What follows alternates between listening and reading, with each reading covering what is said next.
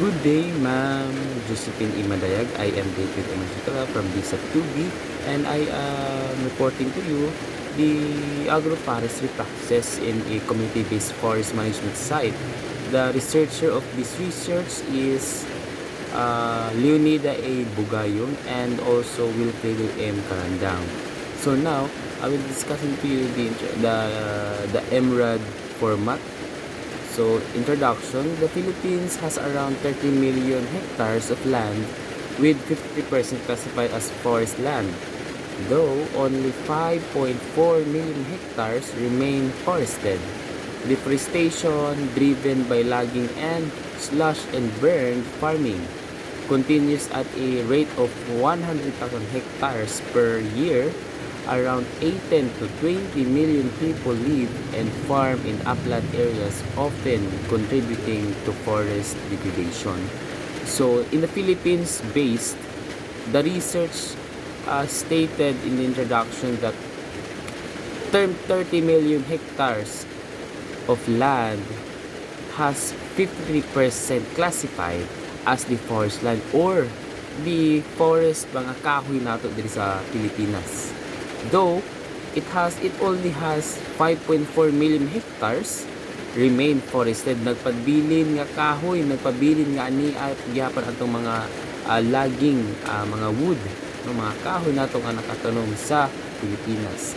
So in the deforestation, it is being driven by logging like slash and burn farming. So mo na mga nakasanayan natin, especially sa mga bukid na, sa mga tao na, sa mga farmers na talaga, no, they are using the old tradition, the slash and burn farming. So it continues all over a long time until now, no, at a rate of 110,000 hectares per year, and around 18 to 20 million people live and farm in upland areas nga napabilin nga nagpuyo sa mga bukid in the upland or sloping areas, contributing to nakakontribute siya into a forest degradation, nagkasira sa yuta, siya. So, to combat this, the government has launched the Integrated Social Forestry Program in 1982, offering land security to upland farmers through 25 years stewardship contracts. This evolved into the community-based forest management strategy in 1955. So, these programs promote agroforestry as an alternative to destructive farming practices, aiming to restore degraded lands and reduce poverty. So, also, the government also launched a program called Integrated Social Forestry. It is being approved in 1982. It also offer a land security to upland farmers, upland areas farmers, through 25-year stewards contract. So it is very a long time, no, 25 years steward contracts. And also it has evolved a community-based forest management. So from integrated social forestry program is being evolved or changed into community-based forest management in 1995. So these programs in agroforestry promote as in the alternative destructive farming practices, aiming to restore na maayo ang soil, no, maayo to restore degraded lands and reduce poverty, maubsan ang poverty o kahirapan diri sa Pilipinas. So also this paper explores the development of agroforestry practices in the CBFM site in northern Philippines, highlighting their efforts on soil fertility and erosion, and offering insights and recommendations on using agroforestry sustainable land rehabilitation. So agroforestry focus, especially in the northern Philippines, it's being highlight the effects of the soil fertility and the soil fertility and erosion of the soil. So offering the insights, it's being recommended on using agroforestry for sustaining land rehabilitation. So, manay purpose sa agroforestry, no? So, in methodology naman, it's being stated here that an ocular survey and transect mapping were conducted to assess land use, vegetation, and physical features of the study area. 3 farms were selected based on similar agroforestry practices and farmer consent.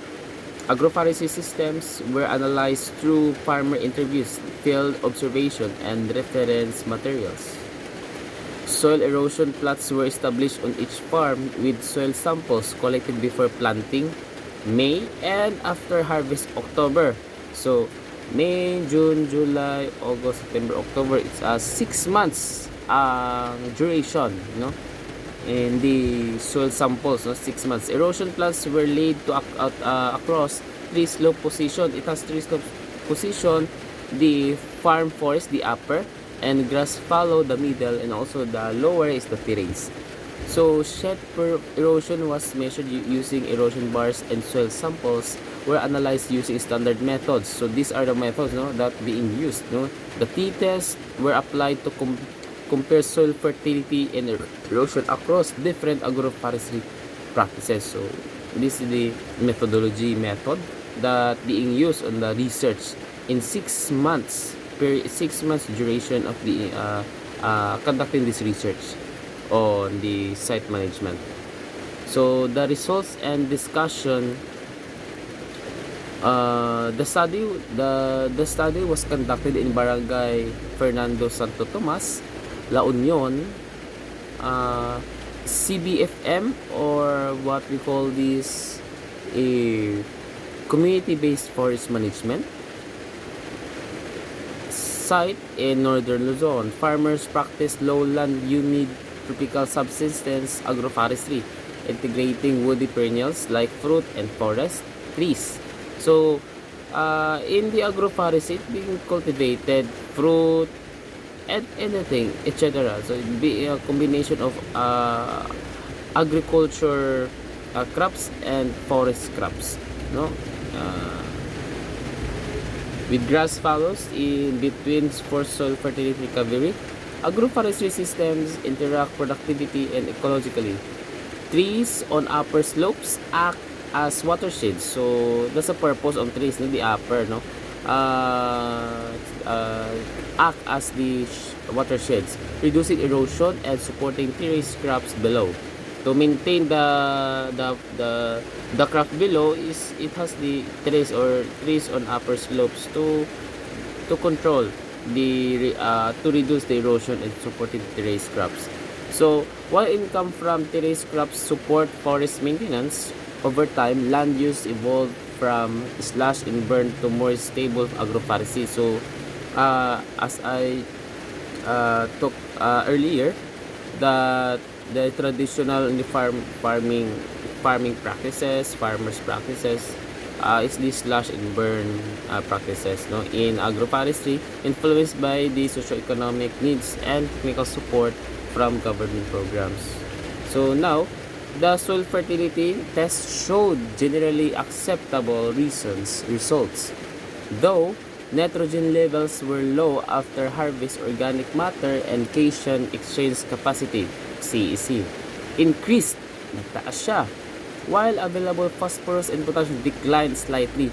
While nagtaas siya, the organic matter and cation exchange capacity, nagkahina-hinay po siya baba, declined slightly.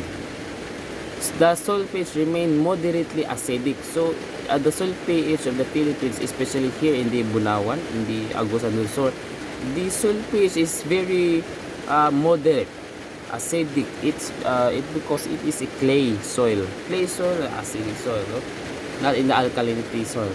So erosion was highest in farm forest due to young tree growth and steppe slopes, followed by vegetable terraces and grass fallows. However, erosion levels were still lower compared to many other upland area farms in the country. The study concluded the economic necessity drove the adoption of agroforestry more than environmental concerns. Government support, training, and sustainable policies remain crucial for improving farming techniques and further rehabilitating degraded uplands.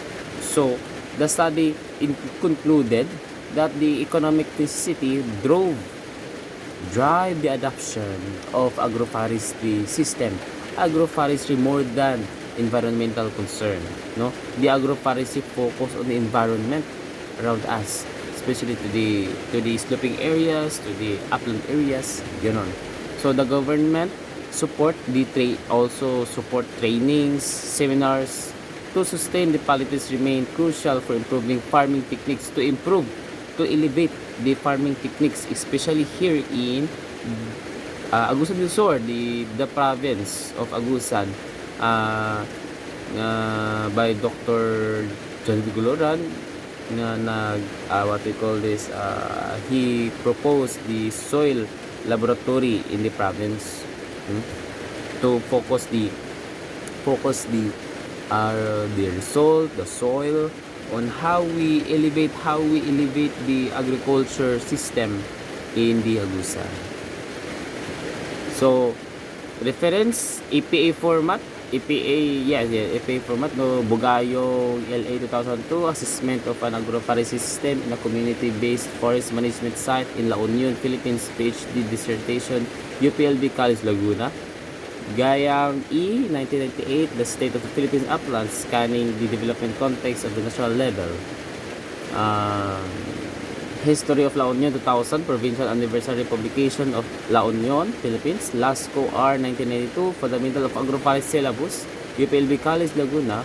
Malion FK H.A. Francisco and M.A. Gagalak, 1992, Evolution of Dominant Forest-Based Cropping Systems in Mount Makiling Forest Reserve. CIDA UPLB, Project College Laguna. So, thank you. So, I hope I directly deliver accurate and fluently na I hope nga namin subtan, especially to our instructor namin subtan ani ma'am. So, thank you and God bless us all.